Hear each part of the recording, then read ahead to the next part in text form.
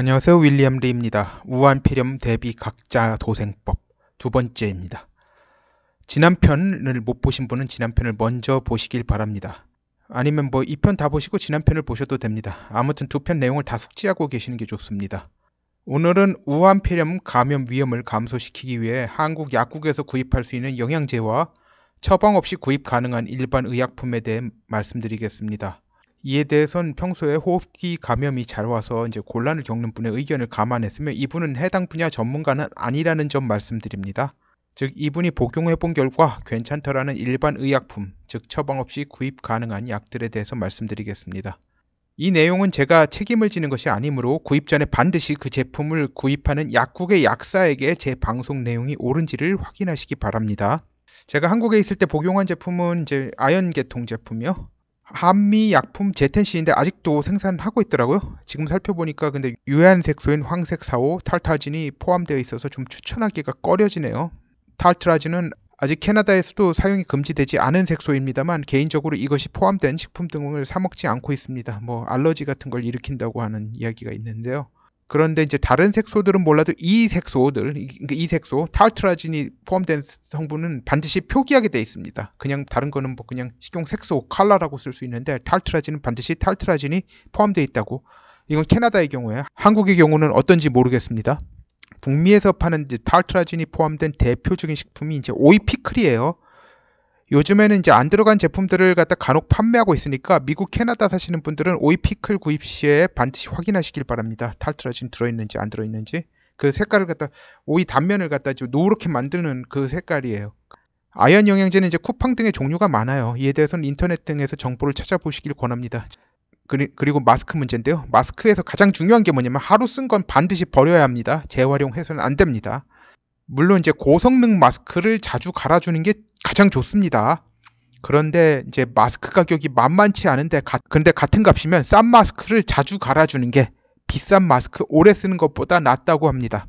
다만 이제 돈 아끼는 만큼 감염의 확률은 증가합니다만 그래도 가장 싸구려 마스크라도 쓰는 것이 감염의 확률을 확실히 줄입니다. 무슨 종이 마스크 같은 거 있잖아요. 얇은 거요. 그런 거라도요. 감염 확률을 확실히 줄이겠다는 분은 KF94 혹은 99 같은 고성능 마스크를 매일 갈아가면서 사용하시고 그 정도 고성능 마스크를 매일 갈아가며 쓰기에 경제적 여건이 안 된다는 분들은 KF80 마스크를 갖다 매일 갈아주시면 될 것 같습니다. 뭐 KF80도 너무 비싸다는 분들은 가장 저렴한 종이 마스크라도 쓰는 게 안 쓰는 것보다 전염 확률을 확실히 줄인다는 점 염두에 두시면 됩니다. 앞에서 얘기했지만 가장 중요한 건 마스크를 자주 갈아주시는 것이 중요합니다. 최소 하루에 한 번 교체하시고 사람 많은 곳을 가는 경우는 하루에 2번 교체도 바람직할 것 같습니다. 이제 각막을 통한 전염의 경우에 이제 안경은 감염자의 기침이 얼굴에 직접적으로 맞을 때 눈에 비말이 닿는 걸 갖다 예방하는 효과가 있는데요. 보다 확률을 줄이시려면 실험실용 고글, 뭐 아니면 뭐 스키용 고글 그런 거 쓰시는 게 낫습니다만 뭐 이건 좀 그렇습니다. 이게 실험실용 고글이죠. 이게 공기가 조금씩 투과를 하는 이유가 뭐냐면 여기에 이제 수증기가 끼면 안 되니까. 그런데 완전히 뚫려 있는 것은 아닙니다. 하지만 뭐 이 정도 쓰는 건 상황이 정말 악화된 경우에 하는 거고 지금은 뭐 안경이 가장 무난할 것 같습니다. 저라도 뭐 이런 저 실험실용 고글을 쓸 것 같지는 않습니다. 그건 좀 오버죠. 오버도 오버고 많이 창피할 것 같아요. 뭐 마스크 쓰는 것까지는 뭐 몰라도요. 자, 우한에 사는 어느 미국인의 경우에는 이제 물안경을 쓰고 다니더라고요. 수영용 물안경이요. 그런데 그런 물안경 쓰고 다니다가 앞이 잘 안 보여서 그러니까 수증기 같은 게 끼어서 잘못하면 사고 날 위험 생길 것 같아요. 별로 좋은 것 같지는 않은데. 그럼 이제 오늘의 하이라이트인 일반 의약품 거담제에 대해서 말씀드리겠습니다.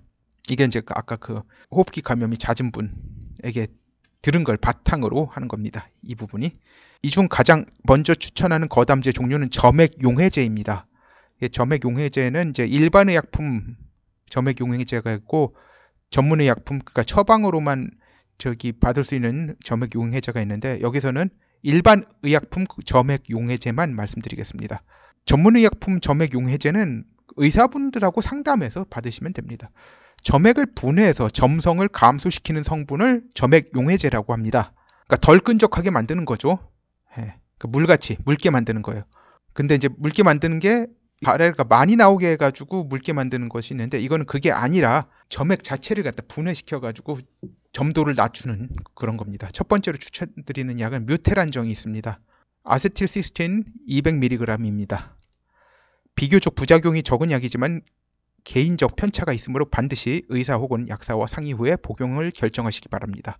용법과 부작용 자체는 겉포장에 다 쓰여져 있어요. 이 약품에 대한 정보는 설명란 링크를 클릭하시면 나옵니다. 자신에게 해당되는 부작용이 있는지를 검토하고 의사 혹은 약사와 상의 후 복용 여부를 결정하시기 바랍니다.